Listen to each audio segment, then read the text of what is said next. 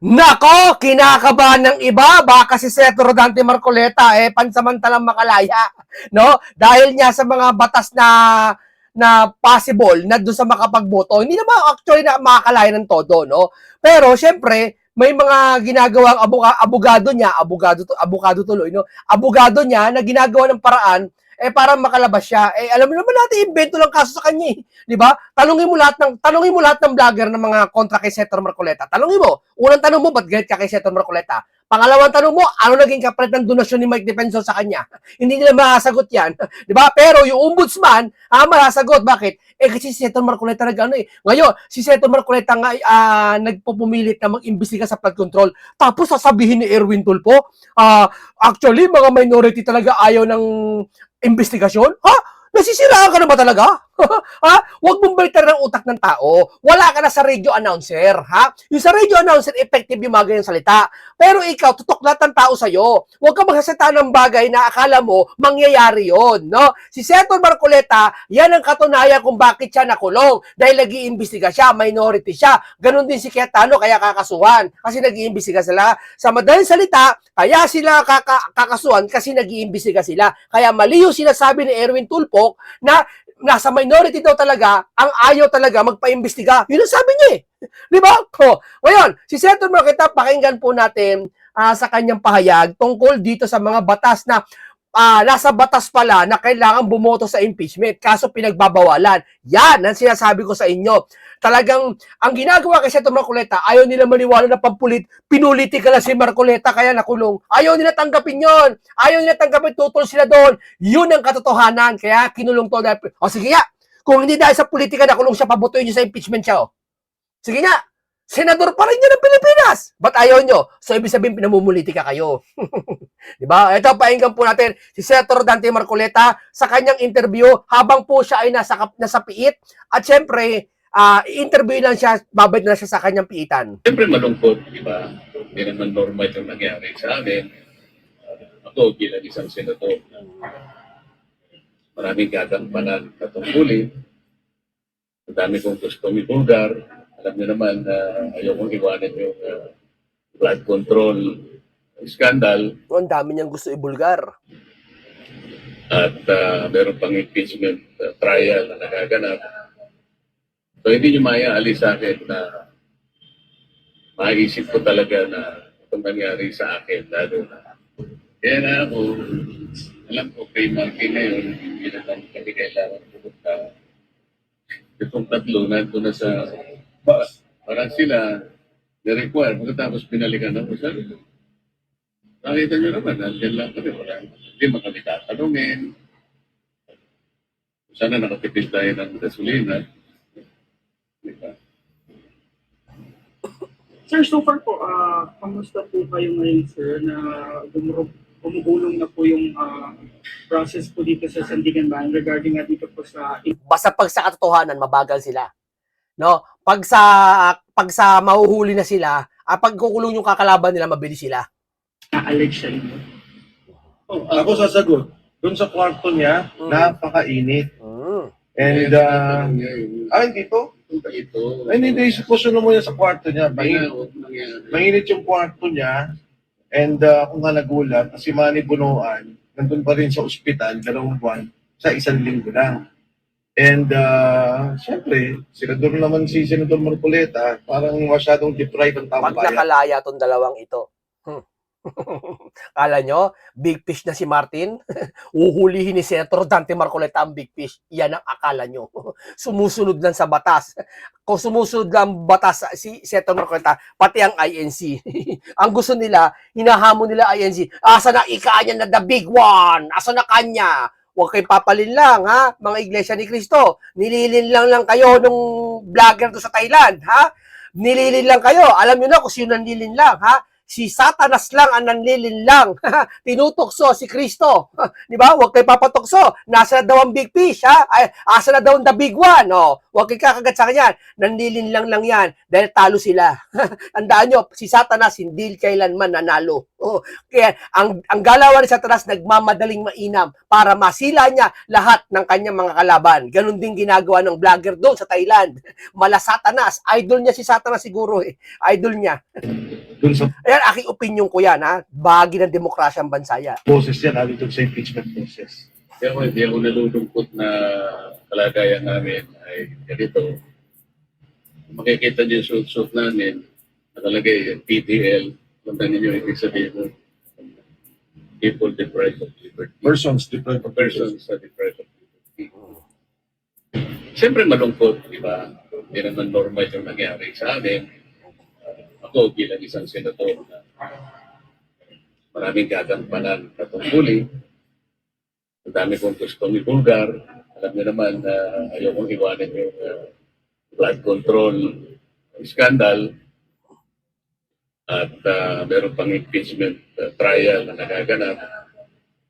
So hindi niyo maaalis sa akin na maisip ko talaga na itong nangyari sa akin. Na Amo, talagang gusto talaga ni Senator Marcoleta imbestigahan ng flood control issue. Yan talagang gusto niya. Wala nang iba eh. Tapos sabihin niyo kakalabanin si Marcos. Kinakalaban niya ba si Marcos? Diba? Nananaginip ba kayo? Mga vlogger na ni BBM? Kailan niya kinalaban si Marcos?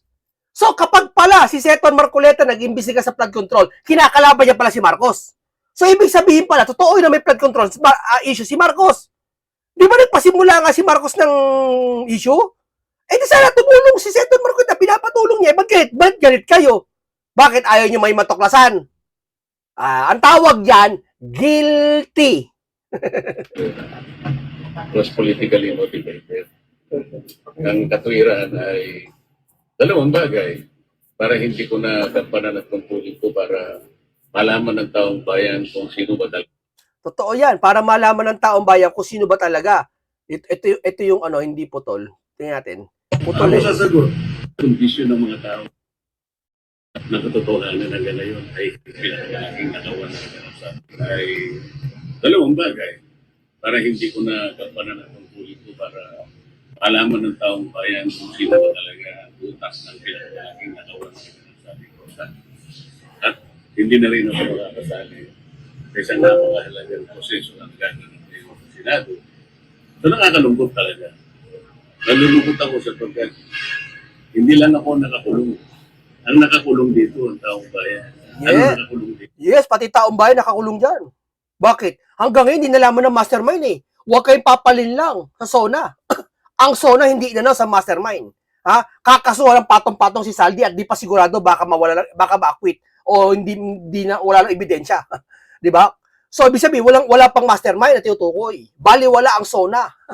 Wala yan. Ordinaryo talaga na mga inayag niya. Salamat. Okay. Maraming inayag ang Pangulo. Tatanggalin daw niya systems laws. Okay, perfect. Good kami dyan. Pero yung mastermind ang iniabangan namin. Yan ang pinaka-highlights. Hindi na-announce. Wala. Bakit? Hindi pa kasi alam eh. Kung sino eh. Yun ang sasakyan namin ha. Yung ganung kalagayan ha. Kaya hindi nalalaman kasi walang investigasyon eh. Subukan nyo investigahan si Senator Marcoleta. Matutuklasan yan. Kaso ayaw nila eh. Akala ko ba ang kaya makukulong isang tao dahil sa ebidensya? Eh bakit ayaw nyo pag-imbestigahan si Senator Marcoleta? Baka makakuha ng ebidensya at makulong kayo? Tanong ko lang yan. Yung kanilang hinahanap. Pero pasalamat tayo kay Marcos. Bakit? Kasi nahayag niya. Hinayag niya kung totoo man si Martin na patong-patong ng kaso. Pero don't worry, Marcos. Tutulong kami sa iyo. Pag-iimbestiga na to. Payagan mo lang, sawayin mo lang yung mga kakampi mo dyan na kapag nag-iimbestiga na lahat ng mamamayan, ang INC lahat, huwag kayong magagalit. Huwag kayong magagalit. Tumutulong lang kami sa inyo. Kung may kakulangan kayo, sinasaway namin, huwag kayong magagalit. Hanggat di naman kayo dinidestabilize, di naman kayo pinapababaya. May Marcos resign ba? Wala naman. Sa Hanay, siguro sa kabila may Marcos resign. Pero sa iba, wala naman. Kala Marcoleta, sa INC, wala naman. Di ba? Sa inyo. Na katotohanan na ganayon ay hindi na ibigay. Na ngayon nakakubli ang lahat ng mga tao may kagagawa nito. Pero matwid, ang tao parang nakakulong din. Parang kami ngayon na nagsisimbolize yung kondisyon ng mga taong nakakulong. Malaya dapat sila nakakilos, makakaalam ano ang katotohanan sa likod ng pinakamalaking pantarambong sa kasaysayan ng ating republika. Yun ang simbolo, yun ang sinisimbolo kung bakit kami nakaibig. Ako sa Dito mo talaga makikita talaga kagustuhan ng isang tao na gusto niya talaga maimbestigahan to, mapagpatuloy. No? Hindi katulad ng iba, ayaw na ipagpatuloy. Ang daming dahilan. Tapos si Erwin may dahilan na naman. Ayaw naman talaga ng minority mag-imbestiga, hindi naman kami. Biruin mo, binaliktad pa niya. 'Di ba? Ako kausapin mo, tatanungin kita, tsak pagpapawisan ka sa tanong ko. Oo, pagpapawisan ka sa tanong ko. O eto, panoorin po natin to si Salvador Panelo, sabi niya baka matulad si BBM sa kanyang tatay. Sabi niya na sumusulat daw ng speech ng Pangulong Marcos Jr. ay siya. Diyos Maria Jose, magaling siya magbasa ng speech na ginagawa ng speech writer niya. Pero yung gawa niya ng sariling sona, medyo malabo yun. Hirap na hirap kung hindi niya nga nalalaman kung ano yung problema ng bansa eh. Oo. Ikaw, may kasulat ka. Kinabisado mo lang yan, maaari. Madali naman yan eh. Pero sarili mong sona, gagawa ka. Huwag mo nga kami lokohin. Di ba? Yung simpleng bagay nga, yung pagtaas ng mga kuryente, mga kriminalidad, wala naman nabanggit ba sa sona? Tanongin ko lang kung pagkakamali ko, bakit pagkamali ko? Kaya hindi niya matugunan eh. Gagawa ka pa ng speech para magbigay ka ng pangkasalukuyang kalakaran ng Estado. Labo yun. Alawa, nakakawa talaga itong itong si Clara. Pero mo, sasabihin niya, earth shaking, maganda, masasabihin nito, yakit-yak. Pero sinasabi niya at the same time, hindi niya naman daw alam kung anong nilalama, hindi niya pa nababasa. Wala nang access eh. Kaya gumagawa siya ng mga pahayag. Nataliwas din sa mga pahayag niyang ginagawa. Kawawa talaga ito si Clara. Yan naman matagal na nila sinasabi yun. Unang taon pa lang, nagre-reklamo na yung mga yan. Pangalawang taon, ganun pa rin. Pangatlong taon, pangapat na. Pagod na sila.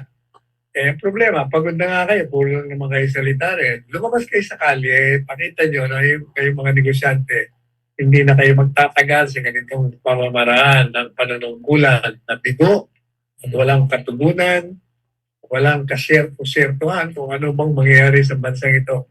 Lumabas kayo sa kalye. Pareho ng ginawa natin nung panahon ng unang Marcos regime. Hindi nagawa ng paraan. Wala puro tayo salita lang, puro press release, puro reklamo. Walang mangyayari. Basta mapayapa ang inyong paglabas sa kalye at pangkalahatan, makikita ng administrasyon. Ayaw nilang lumabas. Gusto talaga, ayaw kasi pag lumabas sila, natatakot sila baka pumalit si Saray. Ayaw nila maupo si Saray. Yeah, makasarili nga sila eh. Kahit alam nila na talaga may malaking nakawan sa bansa natin, ayaw nilang gampanan yan. Kasi si Sara mauupo eh. Ganyan kasasakim yung mga yan. Ganyan sinasakripisyo tayo ng mga yan. Di ba? Ganyan tayo, ibinibenta tayo. Di ba? So, talagang disgustado na tayo lang. Kaya alam po ninyo, yung mga trolls, magaling magkalat yan ng mga kung ano, mga chismis, yung mga peke, hindi totoong mga balita. Hindi pa tayo. Palagi yun nilang, ako lang eh. Katakot-takot na fake news ang inilalabas sila sa akin. Kunyari, i-criticize ko si Robin Padilla o sino, yung mga pinupuri ko, binabaliktad nila. Pagtatapat nila yung mga picture namin. Gaya kahapon, si Robin Padilla, pinanatang ko daw. Nakita ko Yan mga yan, kulang sa unawa. Kulang sa unawa yan. Yan yung mga taong naman na nakalatad na yung Biblia, open book na ang Biblia, hindi makaintindi. Tandaan nyo yan ha. Pag sinabi ng Biblia, huwag kang paulit-ulit na magdasal, sa kanila wala yun, paulit-ulit sila magdasal. No? Pag sinabi ng Biblia, huwag kang kakain ng anumang dugo. Ha? At hinain sa Diyos-Diyosan. Sila kakain sila nun. Yung hinain sa Diyos-Diyosan at yung dinuguan, kakain sila nun. Hindi daw utos yung utos daw noon doon pa sa lumang tipa ng utos. Hindi, sa New Testament utos pa rin 'yon ni Kristo.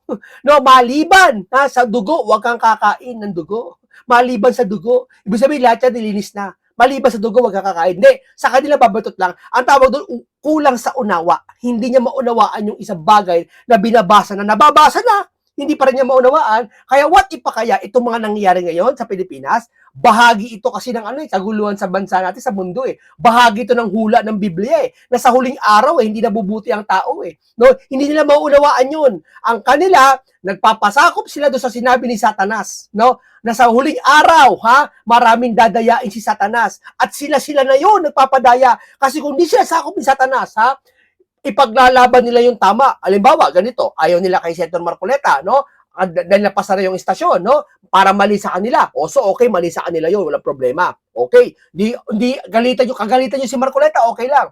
Pero nakita nyo si Senator Marcoleta, lumilitaw yung katwiran. Bakit? Iniimbestigahan yung flood control para sa bayan, para din naman sa inyo, para sa'yo. Kalimutan mo muna yung pagpapasara ng istasyon, no? Isantabi mo muna yung gayet mo sa kanya. Yung kabutihan naman yung ginagawa para sa bayan, mabuti o hindi? Mabuti. Gusto ba ng Biblia yun? Hindi. Gusto ng Biblia yun. Pero kulang sila sa unawa, ang gagawin nila, yung mabuting ginagawa sa Senator Marcoleta para sa bayan, gagawin nilang mali yun.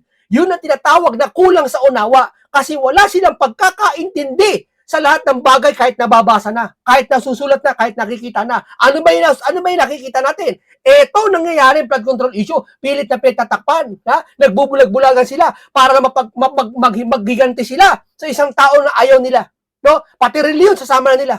Di ba? Yan ang tinatawag na sa huling araw, kanya, no? Ang mga yan, ang mga mangmang, anya magpapakamangmang. At yung mga matatalino, magpapakatalino. Yan na, tupad na sa kanila. Ba? Huwag kang papayag na isa ka sa matupad sa sinasabi ng Biblia. No? Pumayag ka doon sa sinasabi ng isang Biblia, maging ikaw anya na maging ilaw ng sanlibutan. Pumayag ka, doon ka sumiksik, doon sa katotohanan, hindi doon sa kamalian. An attorney. So, kaya binibigyan lang ng trabaho nito yung aking mga kaibigan na lalagyan ng fake news across it. Ito fake yan, nilalagay nila tapos ipapost nila. Yan ang ginagawa ng mga tao doon sa mga nagpapahayag ng totoo. Kasi nakikita nila maraming naniniwala. Kagaya ng programa natin, maraming naniniwala rito. Yung mga komentaryo natin, ginagawa nga akong content ng maraming vloggers. Kumikita nga sila eh. Tapos, gagawin nila, delikado. Naniniwala rito, kailangan sirain natin to. So, babaguhin nila yung context na sinasabi mo. Ba't kabaliktaran? Yung pinuri mo, gagawin nila, binabanatan mo. Siyempre, yun yung sabing malabo sa katwiran sila. Kasi nga, ang pinangibabaw nila, yung kanila lang, hindi nila nakita yung kabutihan. Dapat ang titignan mo, kahit yung isang tao ayaw mo, pero yung katwiran niya nangingibabaw para sa tangkatauhan, tatanggapin mo. Halimbawa, ginawa ng isa, no? Galit kang tao, sino ba pinakagalit mo? Halimbawa, si Sarah, galit ka kay Sarah, no? Liping klawang ka kasi, siyempre, automatic galit ka kay Sarah. Pero nakita mo, gumawa si Sarah ng kabutihan para sa tao. Purihin mo yun. Huwag ka maging palalo. Wala ka na iba nakita sa kanya kundi kasamaan na lang. Ay, mali yun. Ikaw na may diferensya niyan, hindi na siya. 'Di ba? Magpaka-Kristiyano naman kayo. 'Di ba? Tawag kayo ng tawag sa Panginoon Diyos. Lait kayo ng lait sa mga iglesia ni Cristo at sa mga KOJC at sa iba't ibang relihiyon. Kayo, magpaka-Kristiyano naman kayo. Di ba? Hindi kayo nang gawain ng Kristiyano. Mas nagmumukhang tunay na Kristiyano talaga yung INC na nilalait-lait nyo. Diba? At totoo naman, yan lumilitaw na kung bakit inuusig nyo ang INC kasi gumagawa sila ng kabutihan. Kayo, dun pala sa pananalita, bagsak na. Di ba? Gagawa sila ng kwento. Kagaya ng kay Robin. Sabi nila, si Panelo, pinadatan, si Padilla, mayabang daw, kampong daw. Biro mo yun. Samantalang, puring-puri ko siya kahapon. Maraming ganyan eh. O meron pa, di ba tatanda mo siya, no? Pinupuri ko kinikriticize ko si Tulpo. Kanyang kayabangan at sa kanyang kawalan ng kagalingan. Pagkatapos lumabas sa social media yung posting na Panelo, tama yung ginawa mo kay Robin Padilla, binanata mo na mayawang. Si Erwin Tulpo yun, hindi si Robin Padilla. Ganyan talaga yung mga trolls, matatawa na lang eh. Pero nakakapagod din. At marami rin napapaniwala eh. Kaya kailangan sa mo agad. Talagyan mo ng fake news tapos ipoposting mo rin. Pero mahalaga, Huwag kayong magpapaniwala sa mga kalokohan ng kabila mm, labang kay Inday Sara. ayan. Pero mahalaga rin, Attorney Sal, na kahit na minsan natatawa tayo or nayayamot tayo sa mga trolls sa social media, ay kailangan pa rin silang pagtuunan ng pansin in terms na kinokorek yung kanilang mga maling ginagawa. Lalong-lalo na yung binanggit mo kanina yung isang kongresista Mm, na tinanggal sa katiwalian kung ano-ano sinasabi kontra kay Inday Sara. Nako, huwag niyong paniniwalaan yan. Yan ay pusakal na masama ang record sa gobyerno. mm. Kung malaman paano naging kongresista yan. Ngayon, nagkakalat na naman ang kanyang mga kawalangian. Alam niyo na kung sino yan. Well, ordinarily, pag meron kang kaso sa hukuman, talagang kanya-kanyang gastos yun. Nagdemanda, saka yung dinimanda. Yung dinimanda naman, pwede naman kasi silang pag sila'y nanalo sa kaso, kasama yun sa danyos perwisyo na hihingi nila sa hukuman na pagbayarin yung natalo yun sa mga ginastos nila sa abogado, lahat ng gastos nila dahil sa maling pagdidemanda sa kanila. Ordinarily, ganun yun. Kaya, ganun din dito, ang feeling siguro nung nagpadala ng liham na yun, wala namang kasaysayan. Wala namang pasiyambigan. Papagastusin mo si Vice Presidente Inday Sara. Private money yan. Gagastos ka sa mga abogado. 3 araw sa isang linggo, gagastosan mo yan. Buti niya lang 1 taon at kalahati. Talagang kawawa naman ang dinimanda mo. Lalong-lalo na, politika ang nasa likod. Hindi naman totoo. Mabuti itong mga kongresista, ang lalaki ng mga budget nila dyan. Meron sila mga allowances dyan. Kaya, yung baga, tagilid ang dinidemanda dyan. Mm. Pero, talagang ang gawin na lang ninyo, mga mapapayo, pag natapos na yung impeachment at napatunayan na walang sala si Inday Sara, Nako, pagkatapos ang impeachment, napatunayan walang sala si Inday. Diyos ko po, kukuha na ng golden visa, aalis na lahat sila. Totoo. Totoo, tatakbo talaga sila sa 2028. Hindi para tumakbo sa politiko, kundi tumakbo papuntang ibang bansa. Totoo yan. Totoo yan. Bakit? Kasi takot sila makulong eh. Ipakukulong ni Senator Rodante Marcoleta pag si Sara na nakaupo. Ipakukulong lahat ng mga nagkasala sa bayan na lumapastangan, umabuso sa kapangyarihan, ginamit ang mga ahensya ng gobyerno, ipakukulong ni Senator Rodante Marcoleta. Yung mga tao nagkakasabwat para ipagtakpan ang flood control issue na to, makukulong kayo. Kasi hindi natin matitiyak kung kasama yung mga nagtakip. Pero malay natin, yung mga nagtakip, kasabwat din pala. Di natin alam. Di ba? demanda nyo, yung mga nagdemanda sa inyo, danyos, perwisyo. Hindi na nga kailangan kasi alam na nila kung sino mga kalaban nila. Sino yung mga kakampi nila. Hindi na nga kailangan. Kung gawin ng gobyerno, baguhin nila ang kanilang patakaran panglamas, ang kanilang foreign policy. Hindi pwedeng sunod-sunuran ka sa gusto ng Estados Unidos. Kapalitan ko ano yung mga konsiderasyon. Yan ang matagal ang sinasabi ni Presidente Duterte noong kanyang panahon. Kailangan talaga baguhin mo eh. Kasi pag reliant ka, dependent ka sa galaw ng Amerikano, susunod ka, talagang manganganib ka kasi kalaban niya, Russia, kalaban niya, China, Korea, ang lapit natin sa kanila. Layo naman nila. Pero kung ginagamit nila ang teritoryo natin sa pamamagitan ng pantay ng mga batas militar, may problema tayo, mapanganin. Kaya pagdating naman doon sa West Philippine Sea, matagal na natin sinasabi rin ni Presidente Duterte na ang gagawin natin dyan, mag-usap tayo sa lamesa ng diplomasya. At hindi po pwede na mag-iiringan tayo na mag-iiringan yan hanggang sumabog yan. Kasi nga, ang bawat panig, talagang hindi naman sila atras sa mga posisyon nila. Para sa China, kanila yan. Para sa atin yan. At meron pa tayong arbitral award. Kaya ang ginawa ni Presidente no, Since hindi tayo magkasundo dito, pagkasunduan na muna natin yung mga bagay-bagay na maaaring magbenepisyo tayong dalawang bansa. O yun ang ginawa niya. Kaya kita niyo nun. Walang Alam mo kasi ganito yan eh. Hindi mo po porket ikaw inaagawan ka ng isla, galit ka na lahat sa China. Hindi to away pamilya, hindi to away kang mag-anak, hindi to away kapitbahay.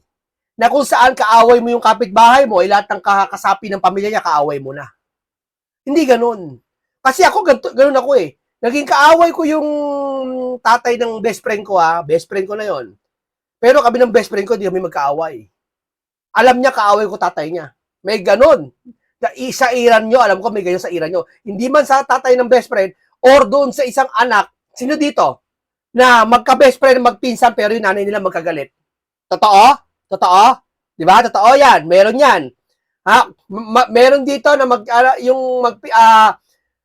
galit siya sa kapitbahay, pero yung kasama sa ibang kapitbahay, hindi naman galit. Yung kasama sa loob ng bahay, hindi galit. May ganun eh. Hindi ito away ng kapitbahay sa China. Kung galit ka sa China, doon lang sa parte na particular na kung saan inaagaw yung teritoryo. Kasi wala ang magagawa diyan eh, kahit maglupasay ka eh. Yun yung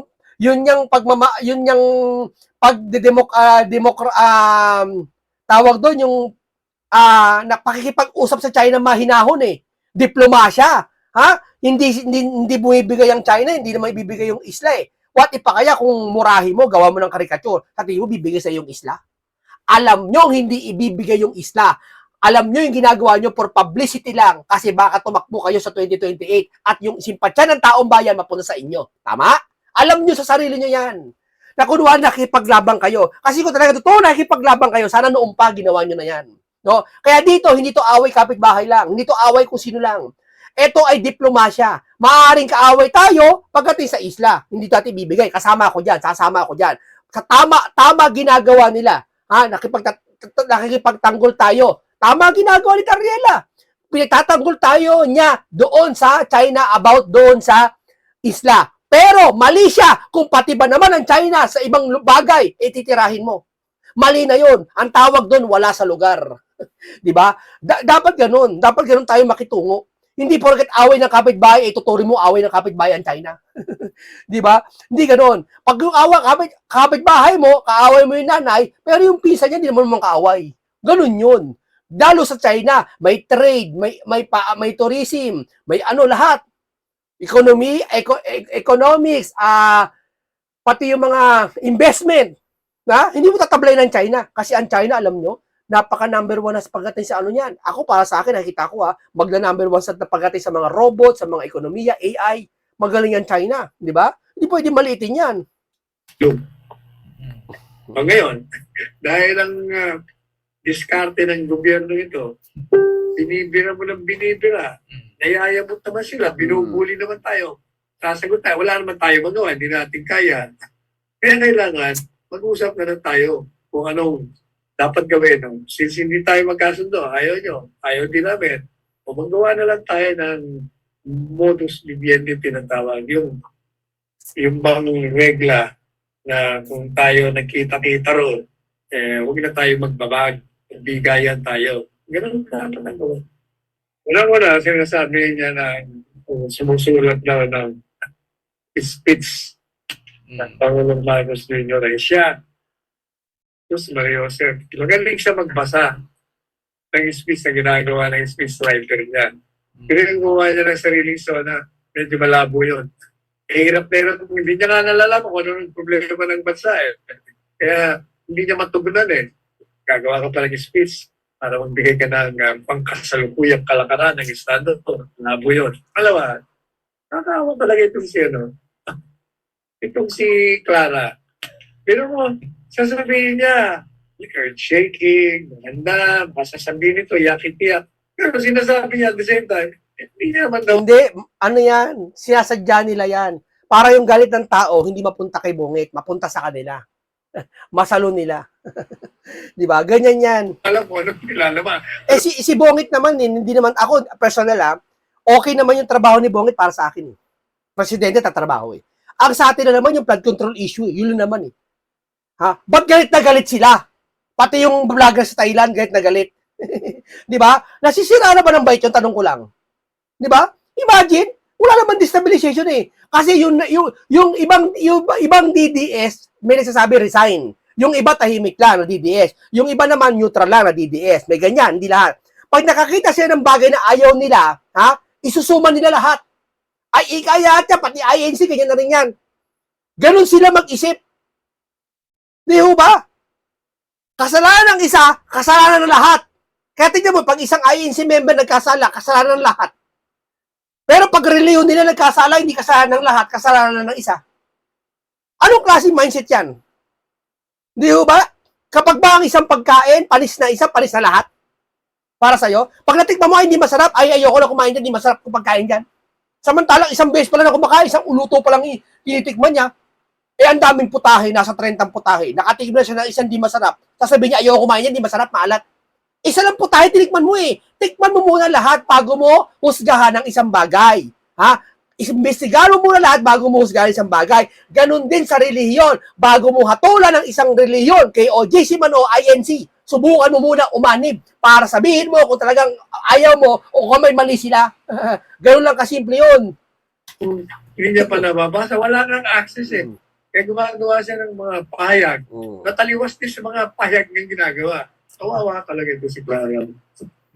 Okay, maraming salamat po, Attorney Salvador Panelo, sa iyong pahayag at kay Senator Rodante Marcoleta. Sana, sabi nila, pansamantalang makakalaya sa pagboto, hindi natin alam, o baka tuluyan na makalaya. Sana lang makalaya si Senator Rodante Marcoleta kasi dito lang sa kanya may pasabog sa kanyang mga salita, no? Talagang matindi to, no? At ayon sa batas, hindi pwedeng pigilan ang pagboto diyan sa impeachment. Tandaan nyo, senador pa rin yan ng Pilipinas. Tandaan nyo yan.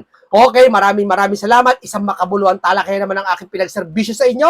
Isang komentaryo punong-puno ng kaalaman at karunungan, no? Ingat lagi kayo. Paalam po sa inyong lahat.